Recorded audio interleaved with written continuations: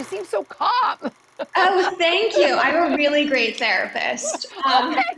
Yeah. I need one of those.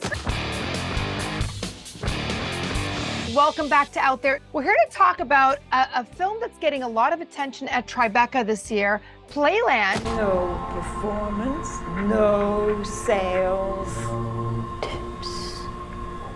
So what's great about this, it takes us back in time, and it's a hybrid movie. You know, it's got some archival footage, some home video footage. It's just got a really excellent style that when you're watching it, you're just blown away by that.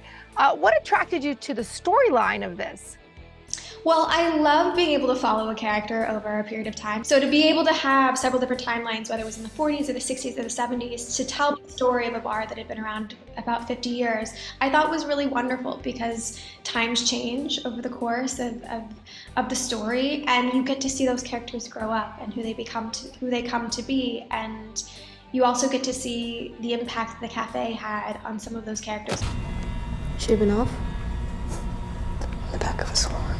What I like about this is it kind of gives an ode to like the elders in the community, which I think is wonderful.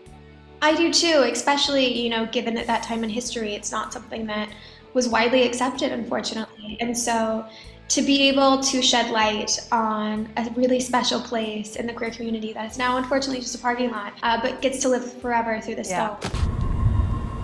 Expect rain.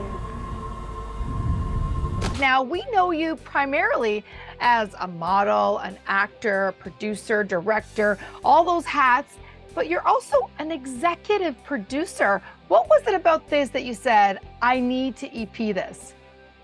Well, I was lucky enough to come in where there was already a rough assembly of the film. I could see what was there, and I could see inside of Jordan's mind, so to speak, Jordan West, our amazing writer and director. And I was so blown away by the visuals and the story, and I thought it was such an important story to tell that I knew that I had to be a part of it. I was born in Boston, and I'm used to the racism.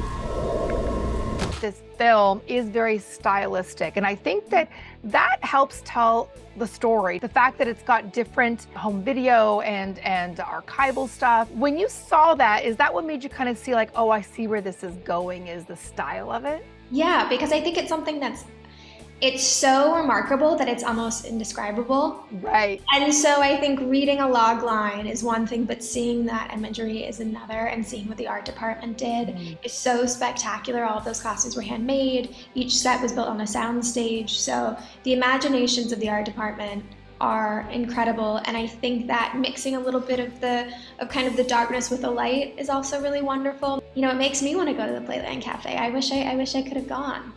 Right? Yeah, I know. I'm all going, oh, this looks like so much fun. I know. It kind of looks like Disneyland. It does. People keep saying, like, Boston? I can't believe that. And those of us, you know, who knew would look at each other and smile. You started modeling at the age of 13 when you were discovered, and then making your own films at 25. You wanted to take things into your own hands, which is kind of what you've done with your career. How important was that for you? I think that so much of my life had been dependent on my career, and so much of my career had been dependent on other people and them picking me. I wanted to stop waiting for somebody to pick me, and I wanted to pick me, and that I was gonna take some liberty in this. And so I didn't know I could write, I didn't know I could direct, I didn't know I could do any of these things, but I just did it and didn't really tell myself I couldn't do it. And that was a really wonderful experience that I recommend everybody to try at some point in their life. It really has provided me with a purpose and a voice that I didn't know I had, and you know, life feels complete now.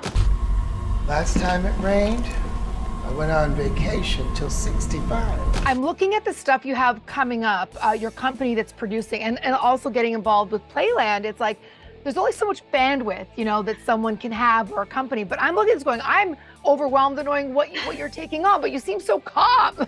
Oh, thank you. I'm a really great therapist. Okay. Yeah. I need one of those. Yeah, she's amazing. And I think I have an incredible support team. There's Zach Parker, my head of development, Anna Patino, my development assistant, Cassie Vivan. They help this train run. I definitely do not do it all on my own. There's just a lot of time blocking happening. They were throwing money at me, every which way, money, dollar bills, and I'm down on my hands and he's picking up the nickels and dimes. What would you want audiences that watch this film walk away with?